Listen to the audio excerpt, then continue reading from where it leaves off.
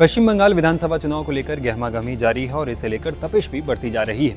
वहीं इन सब के बीच चर्चा हो रही है राज्य के मुस्लिम मतदाताओं की। बताया जाता है कि राज्य में 100 से ज्यादा सीटों पर मुस्लिम मतदाता जीत या हार तय करने में अहम भूमिका रखते हैं। पश्चिम बंगाल के मुर्शिदाबाद, मालदा और उत्तरी दिजनापुर जैसे जिलों में मुस्लिम आबादी 50% से भी अधिक है।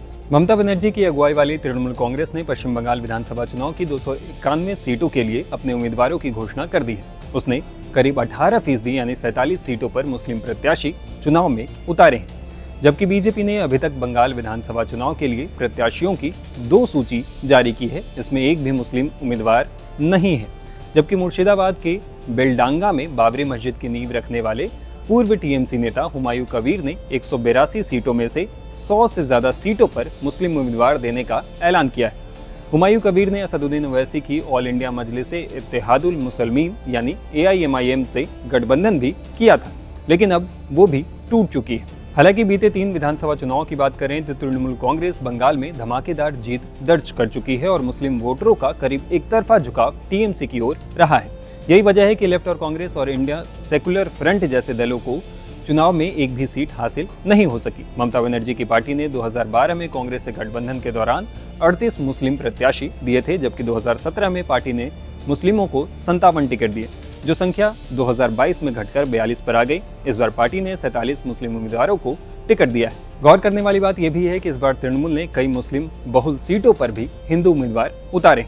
बता दें कि बंगाल में मुस्लिम आबादी करीब 27% है। जनगणना 2011 के अनुसार बंगाल की कुल आबादी करीब 9 करोड़ 13 लाख थी, जिसमें मुस्लिम आबादी 2.5 करोड़ के करीब थी। चुनावी एक्सपर्ट्स के मुताबिक 2026 तक बंगाल में मुस्लिम आबादी बढ़कर 28 से 30% के बीच पहुंच गई है। बंगाल की अब आबादी 10 करोड़ 50 लाख से ज्यादा है, जिसमें मुस्लिम संख्या 3 करोड़ से अधिक हो सकती है। साल 2021 के चुनाव में टीएमसी ने इन 85 मुस्लिम बहुल सीटों में से 75 पर जीत हासिल की थी। भाजपा मात्र 5 सीटें ही हासिल कर पाई थी।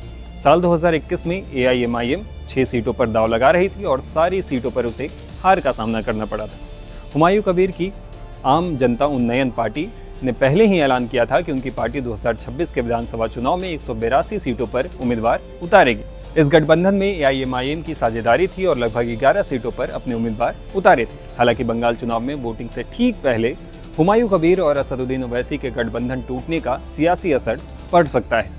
राज्य में 30% मुस्लिम वोटर हैं, जिसके बिखराव का खतरा कम हो गया है। टीएमसी का सबसे बड़ा डर मुस्लिम वोटों का AIMIM और हुमायूं कबीर के बीच बंटना था। गठबंधन टूटने से ये मोर्चा कमजोर हो गया है। ऐसे में अब बंगाल में त्रिकोणीय चुनाव मुकाबले के संभावना पर भी ग्रहण लग गया। ओवैसी और हुमायूं कबीर के एक साथ मिलकर चुनाव लड़ने से 5 से 10% मुस्लिम वोट कट सकते थे, जिसका लाभ सीधे तौर पर बीजेपी को मिलता। लेकिन अब गेम बदल गया है। मुर्शिदाबाद और मालदा जैसे इलाकों में हुमायूं कबीर का अपना रसूख था, लेकिन उनका स्टिंग सामने आने के बाद और ओवैसी के साथ छोड़ने के बाद उनकी छवि सौदागर जैसी बन गई।